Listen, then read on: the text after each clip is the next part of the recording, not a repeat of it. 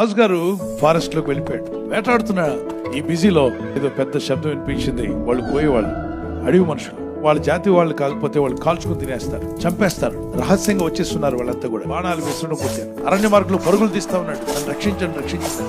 ఒక చిన్న గ్రామానికి చెందిన ముగ్గురు యవనస్తులు ఈ కట్లు కొట్టడానికో దేనికో మొత్తానికి అడవిలోకి వెళ్ళారు.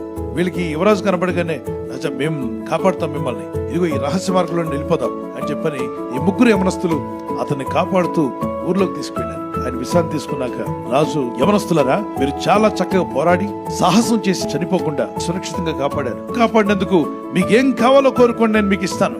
మొదటివాడు వాడు అటు ఇటు చూసి, సార్ నాకు ఉద్యోగం లేదు సార్, నాకు జాబ్ లేదు, నా ఇంటిని పోషించుకోలేకపోతున్నాను, మా పేరెంట్స్ కి సాయం చేయాలనుకుంటాను.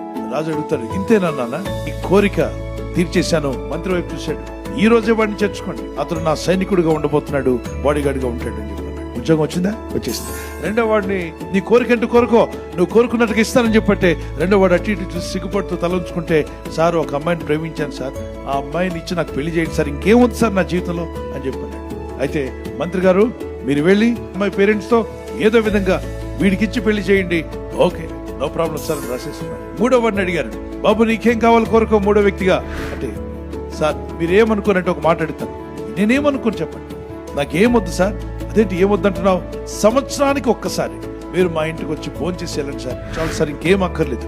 అదేంటి నీకు పెళ్లి కానీ ఉద్యోగం కానీ అవేం అక్కర్లేదు సార్, మీరు మా ఇంటికి వస్తే చాలు. మంత్రి గారితో రాజుగారు ఆజ్ఞాపించారు.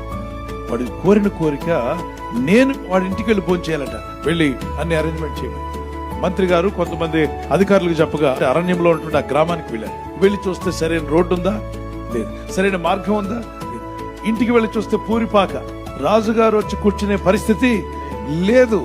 ఆ వివరాలన్నీ పెద్ద మంత్రికి పంపిస్తే మంత్రి అంటాడు, అలా అయితే రాజుగారు ఖచ్చితంగా వచ్చి ఫోన్ చేస్తానని కనుక రాజాజ్ఞ ప్రకారంగా వాడి ఇల్లు మార్చేయండి, కొత్త ఇల్లు కట్టండి.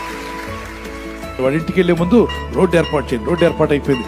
మరి రాజుగారు విశ్రాంతి తీసుకోవడానికి బెడ్రూమ్ ఏర్పాటు చేయండి. రాజుగారితో పాటు రాణి కూడా ప్రయాణం చేయొచ్చు, ఆవిడకు బెడ్రూమ్ ఏర్పాటు చేయండి. మరి రాజుగారు వస్తే రాజుగారికి సహాయ మంత్రులు వస్తారు, సహాయ మంత్రులు కూడా ఒక హాల్ ఏర్పాటు చేయండి. ఇప్పుడు పెద్ద ప్యాలెస్ తయారై గ్రామస్తులందరూ వచ్చినారట. చిన్న ఏం కోరేవరా, మా ఊర్లో రోడ్లన్నీ బాగైపోయాయి. కోరిన కోరిక చిన్నదే, కానీ దానిలో గొప్ప ఆశీర్వాదాలు పొందాడు. What do you desire? నువ్వు ఏం కోరుతున్నావో అదే నీ జీవితాన్ని ఏలుబడి చేయబోతుంది. Set right your desires. ఈ రోజు మనం కోరుకోవాల్సింది ఎవరినంటే, ప్రభు నాకు ఉద్యోగం ఇస్తే చాలు, ప్రభు నాకు వివాహం చేస్తే చాలు, ప్రభు నాకు అది ఇది కాకుండా నీవు కోరాల్సింది, తండ్రి నీవు ఉంటే చాలు, యేసయ్య నీవు ఉంటే చాలు, నీవు నాలో ఉంటే చాలు, యేసు నీవు నా గృహంలోకి రా, నా హృదయంలోకి రా. ప్రభు అంటాడు, ఆయన రాజ్యము నీతిని మొదటి వెతుకుడి, అప్పుడు మీకు అన్ని అనుగ్రహింపబడతాయి.